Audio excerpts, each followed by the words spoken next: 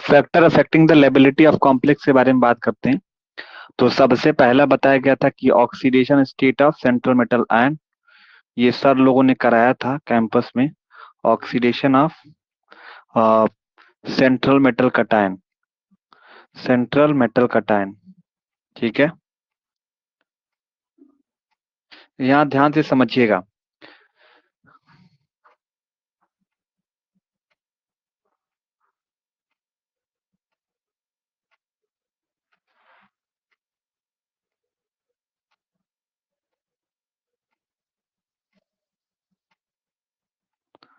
ठीक है, factor affecting the liability of complex के बारे में बात करते हैं। Oxidation of central metal cation के बारे में देखेंगे, ठीक है।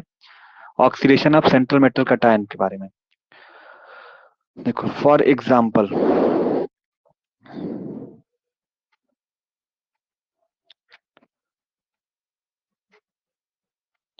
देखो, factor affecting the liability of complex, ठीक है। Oxidation of central metal cation के बारे में अगर देखेंगे तो हम लोगों ने कल के क्लास में इसके बारे में पढ़ा था। जैसे आपका था क्या, AlF6 था, ठीक है। दूसरा आपका था SiF6 था। ये एग्जाम्पल जो जो कराया जा रहा ना, वो सेम एग्जाम्पल आपको क्वेश्चन पेपर में रहेगा। PF6 रहा, ठीक है, या SF6 रहा, ठीक है।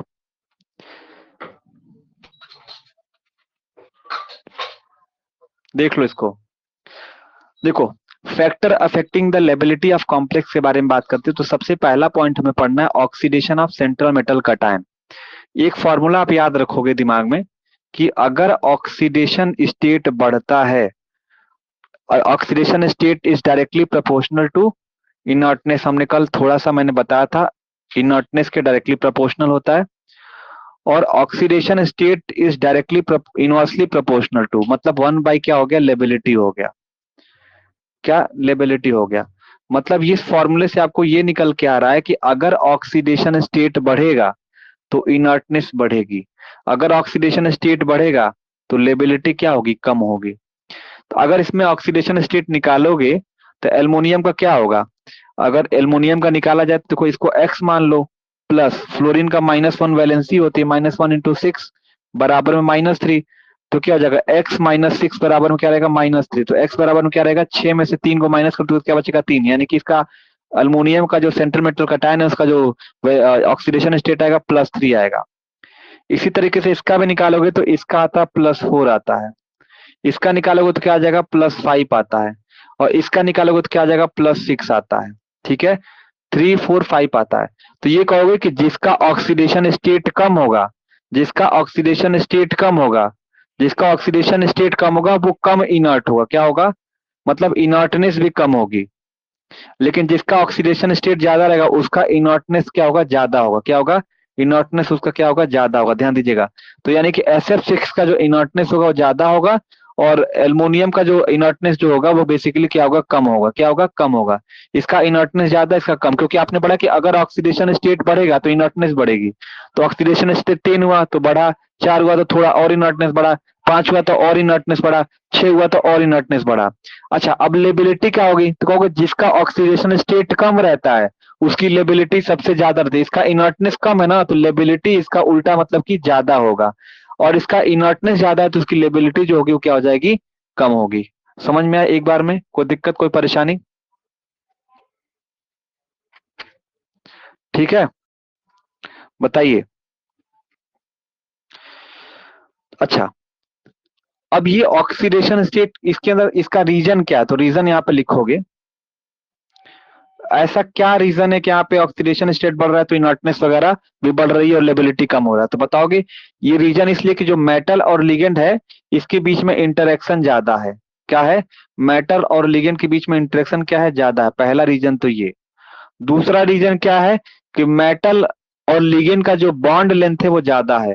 तो कहोगे मेटल और लिगेंड है, इसका जो बॉन्ड स्ट्रेंथ है, बॉन्ड स्ट्रेंथ इसका जो बच्चों है वो क्या है, ज्यादा है। तीसरा पॉइंट इसके अंदर बताओगे, एक्टिवेशन एनर्जी भी ज्यादा होगी। क्या होगा, एक्टिवेशन एनर्जी भी क्या होगी, ज्यादा होगी। एक्टिवेशन एनर्जी क्या होगी, इसकी ज्यादा होगी। तो आपको समझ में है, पहला वाला कॉन्सेप्ट क्लियर, पहला फैक्टर क्लियर है। यहाँ से क्वेश्चन हम लोगों में बने थे मिड सेमेस्टर में। आपको समझ में आया, क्लियर हुआ, आगे बढ़े, बताइए।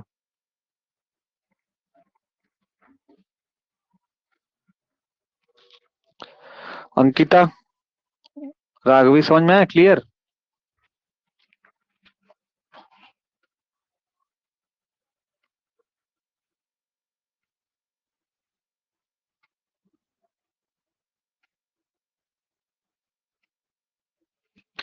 हेलो।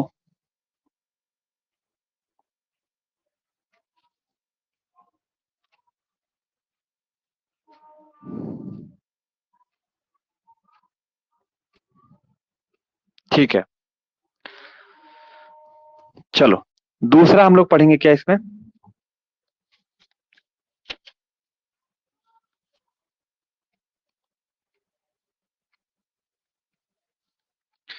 देखो कोई चीज समझ में नहीं आई, एक बार फिर से बता दीजिए। देखो फिर से मैंने देखो यहाँ पे ये बताया, देखो हमारे पास क्या है, ये मॉलिक्यूल दिए जैसे कि AlF6 3 नेगेटिव दिया हुआ है, ठीक है। तो हमें क्या करना है भाई, से ये क्या है, अब ये तो लिगेंड है ना, जो फ्लोरीन 6 है, यहाँ पे फ्लोरीन 6, यहाँ पे भी फ्लोरीन 6, यहाँ पे फ्लोरीन 6, ये तो लिगेंड है। मेटल हमारा क्या है, ये वाला मेटल है। तो मेटल का ऑक्सीडेशन स्टेट कैसे निकालोगे, तो इसको एक्स मान लेते हैं, ठीक है। और फ्लोरीन का जो वैलेंस चार्ज होता है वो क्या होता है, -1 होता है, तो -1 × 6 हो गया, और इज इक्वल टू बराबर में क्या हो जाएगा, -3 हो गया।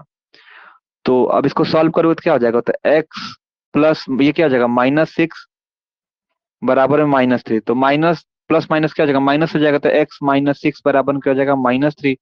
अब इज इक्वल टू के उधर जाएगा 6 तो प्लस में हो जाएगा, तो x बराबर में क्या हो जाएगा, 6 - 3 बराबर में क्या होगा, 3। यानी कि जब इसका ऑक्सीडेशन स्टेट निकाला आया एल्युमिनियम का, सेंट्रल मेटल एटम का, तो कितना आ गया, 3 आ गया। क्या हो गया, 3 हो गया, ठीक है।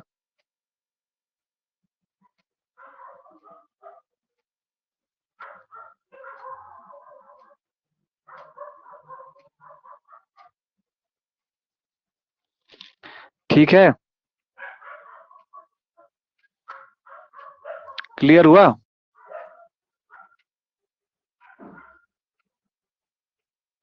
हेलो।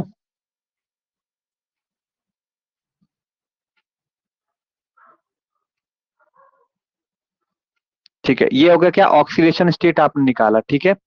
अब इसी तरीके से निकालो क्या, SF6 का, SiF6 मतलब कि सिलिकॉन है ना, क्या हमारे पास है, सिलिकॉन है। तो अब इसी तरीके से SiF6 लेते हैं, SiF6, और इसके ऊपर क्या चार्ज दिया हुआ है, SiF6 का -2 दिया हुआ है। अब इसको निकाल लो, तो इसका निकालेंगे तो कितना हो जाएगा, एक्स हो जाएगा, प्लस और फ्लोरीन का क्या होता है, -1 गुणे में 6 बराबर में क्या हो गया, -2 हो गया। तो इसको जब सॉल्व करोगे तो क्या हो जाएगा, एक्स 6 कम 6, तो x -6 बराबर में क्या हो जाएगा, -2 हो जाएगा। तो जब इज इक्वल टू के उधर जाएगा तो x बराबर में क्या जाएगा, 6 - 2 कितना जाएगा, 4 आ जाएगा।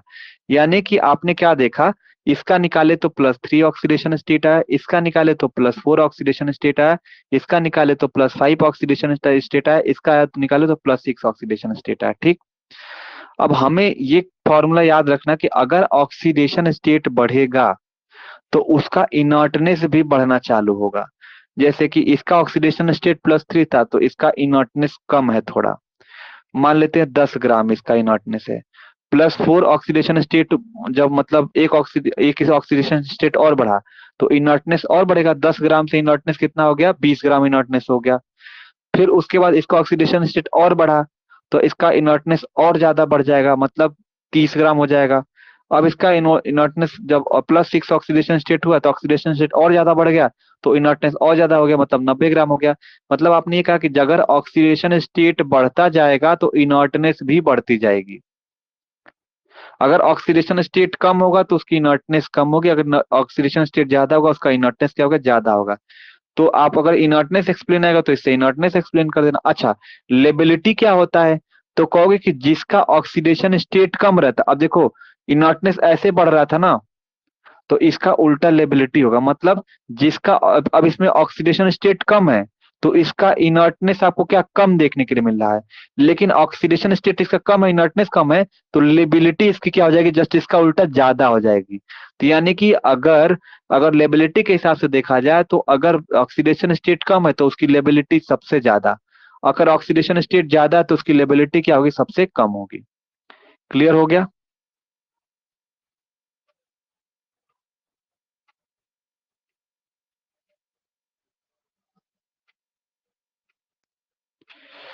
ठीक है,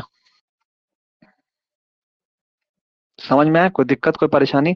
और इसका रीजन बताओगे क्यों, इस किसकी वजह से हो रहा है? तो कहोगे due to metal ligand interaction की वजह से, मेटल और लिगेंड बॉन्ड के स्ट्रेंथ की वजह से, और उसके एक्टिवेशन एनर्जी के बेसिस पे। ये तीन रीजन है, इसी की वजह से हमें आपको देखने को मिल रहा है। ठीक है, चलिए, बस समझते हुए चलो, रटोगे तो नहीं काम होगा, रटोगे तो फिर इनऑर्गेनिक का पेपर बहुत ट्विस्ट करके बनाते हैं लोग। पॉइंट नंबर 2, थोड़ा पढ़ो, सॉलिड पढ़ो, ऐसा पढ़ो ताकि वो तुम्हें याद रहे। दूसरा फैक्टर क्या हो गया, आयनिक रेडियाई।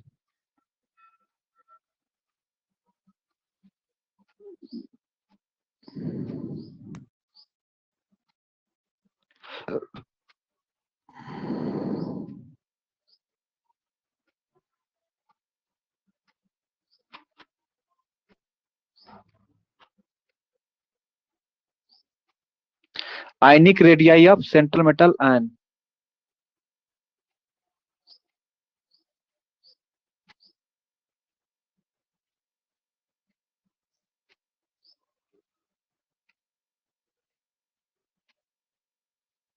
चलो, आयनिक रेडियाई, ठीक है, ionic radii of central metal ion.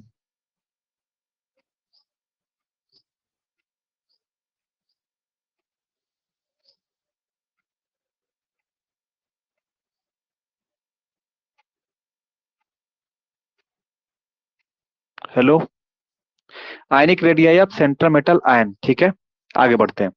यहां तक क्लियर है? चलो, अच्छा, पीरियोडिक टेबल के बारे में अगर हम बात करते हैं, पीरियोडिक टेबल में अगर हम बात करेंगे बच्चों, पीरियोडिक टेबल में, तो पीरियोडिक टेबल में अगर हम बात करते हैं, जरा ध्यान से समझिएगा। अगर हम लोग लेफ्ट से राइट की तरफ जाते हैं, लेफ्ट से राइट की तरफ जाते हैं, ठीक है, लेफ्ट से राइट की तरफ जाते हैं, तो आयनिक रेडियाई जो होती है ना, वो घटती है, क्या होती है, कम होती है। और अगर टॉप टू बॉटम इस तरीके से, टॉप टू बॉटम मतलब कि ऊपर से नीचे की तरफ जाते हैं, मतलब टॉप से, टॉप से और बॉटम की तरफ, किस तरीके से लिखूं, टॉप टू बॉटम इस तरीके से लिख देता हूँ। टॉप टू बॉटम जाते हैं तो आयनिक रेडियाई कम होती है, क्योंकि आपको पता है ना टॉप क्या होता है, अगर एटॉमिक नंबर 2 रहता है, फिर 4 रहता है, 8 रहता है, इस तरीके से आते हैं, 16 रहता है, तो मतलब क्या होगा, साइज बढ़ेगा, एटॉमिक नंबर बढ़ेगा तो इसकी रेडियाई और साइज दोनों बढ़ती है। तो ये अगर आपको पता है, पीरियोडिक टेबल में आपको क्या पता है कि भाई लेफ्ट टू राइट जाने पर रेडियाई क्या होती है, कम होती है, टॉप टू बॉटम जाने पर क्या होती है, रेडियाई क्या होती है, ज्यादा होती है। अच्छा, एटॉमिक रेडियाई का कॉन्सेप्ट क्या है? तो बताओगे कि अगर आयनिक रेडियाई डायरेक्टली प्रोपोर्शनल होती है, लिखिएगा, ionic radii is directly proportional to lability, lability, ठीक है, ionic radii is directly proportional to lability. ये कह रहा है कि अगर आयनिक रेडियाई बढ़ेगी, आयनिक रेडियाई बढ़ेगी बच्चों, तो लेबिलिटी भी बढ़ेगा।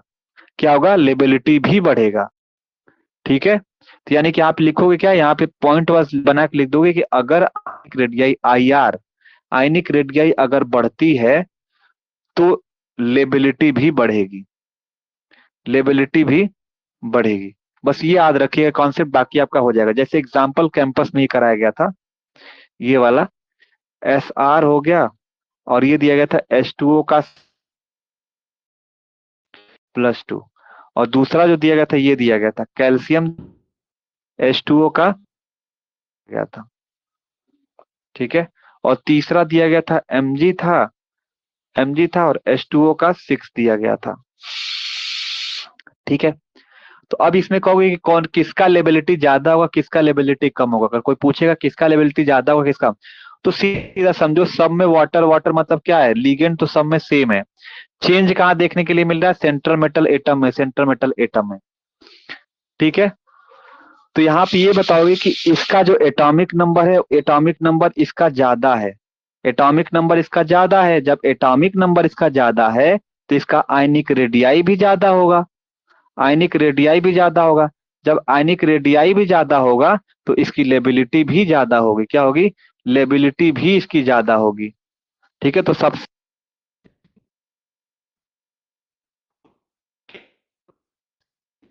वाले की लेबिलिटी होगी। ठीक है, क्लियर हुआ?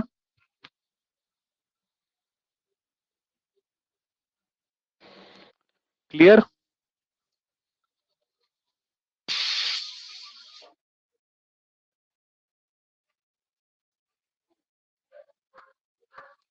हेलो, क्लियर हुआ? Type in chat box.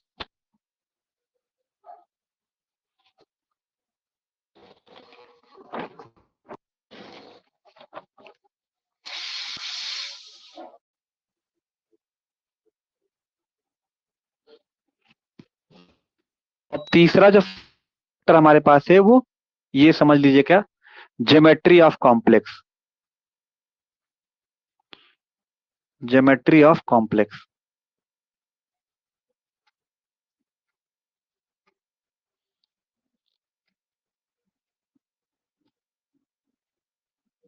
Geometry of complex देखते हैं, तो यहां पे लिखोगे generally four coordinated complex, generally four coordinated complex, generally four coordinated complex. Four coordinated कौन कौन से होते हैं? मतलब ये कह रहा है जो कोऑर्डिनेशन नंबर जिसका फोर हो वो कौन कौन से होंगे? तो कहोगे स्क्वायर प्लेनर होता है। कौन कौन सा होता है? कहोगे स्क्वायर प्लेनर होता है, और एक टेट्राहेड्रल होता है, चार नंबर वाला टेट्राहेड्रल होता है। यही होते हैं ना जिसके कोऑर्डिनेशन नंबर फोर होते हैं, वो कौन कौन से होते हैं? एक स्क्वायर प्लेनर होता है, एक टेट्राहेड्रल पढ़ते हैं, ठीक है, यही पढ़ते हैं ना कोऑर्डिनेशन नंबर फोर। जो कि ये दोनों ये क्या होते हैं? ये क्या होते हैं? ये ज्यादा लेबाइल होते हैं। क्या बताओगे? ये मोर लेबाइल होते हैं। क्या होते हैं? मोर लेबाइल होते हैं। कॉन्सेप्ट खाली याद रख लीजिए कि जो फोर कोऑर्डिनेशन नंबर फोर वाले जैसे कि स्क्वायर प्लेनर हो गया और टेट्राहेड्रल वाले होते हैं, ये सबसे ज्यादा लेबाइल होते हैं in comparison to octahedral complexes या सिक्स कोऑर्डिनेटेड कॉम्प्लेक्स। तो यहां लिख देना in comparison to six coordinated complex.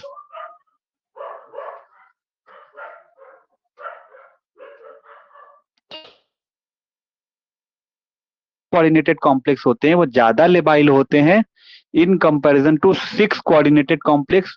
मतलब ब्रैकेट में लिख दो एग्जांपल ऑक्टाहेड्रल।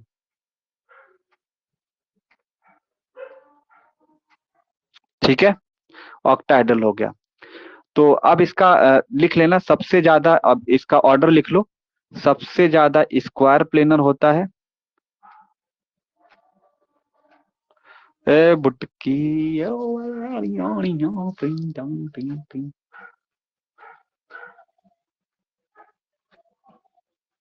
हम्म, अब तो मन नहीं कर रहा मुझे।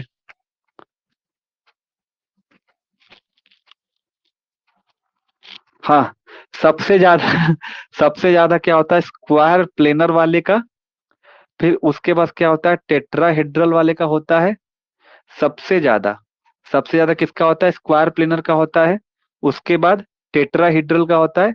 और सबसे कम किसका होता है? ऑक्टाहेड्रल का होता है। ठीक, सबसे ज्यादा स्क्वायर प्लेनर का होता है, फिर टेट्राहेड्रल का होता है, और सबसे कम लेबिलिटी किसकी होती है? ऑक्टाहेड्रल की होती है। मतलब जो मैंने बताया उसके अंदर ये बताया कि सबसे ज्यादा स्क्वायर प्लेनर की लेबिलिटी सबसे ज्यादा होती है, और सबसे कम किसकी होती है? ऑक्टाहेड्रल की होती है। तो एग्जाम्पल हम लोगों में ये कराया गया था, एग्जाम्पल ये है, Ni हो गया, और Cn का फोर हो गया, और टू नेगेटिव हो गया, ये है। और एक हमारे पास क्या है? Mn है, Cn का सिक्स है, थ्री नेगेटिव है। अब इन दोनों के अंदर अगर बात किया जाए सबसे ज्यादा लेबाइल कौन सा होगा, तो देखो कोऑर्डिनेशन नंबर सिक्स ये है, कोऑर्डिनेशन नंबर फोर ये है। तो सबसे ज्यादा लेबाइल कौन सा होगा? बताओ, टाइप इन चैट बॉक्स फटाक से। सबसे ज्यादा लेबाइल कौन सा होगा?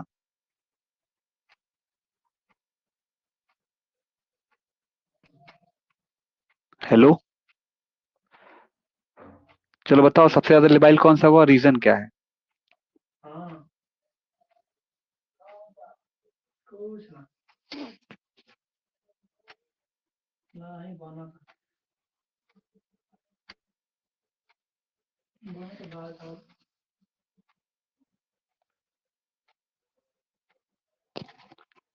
चलो ठीक है, बहुत बढ़िया आंसर है। रीजन बताओ इसका। लिखोगे because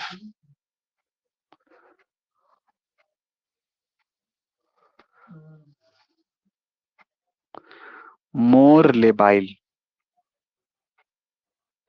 more labile because square planar.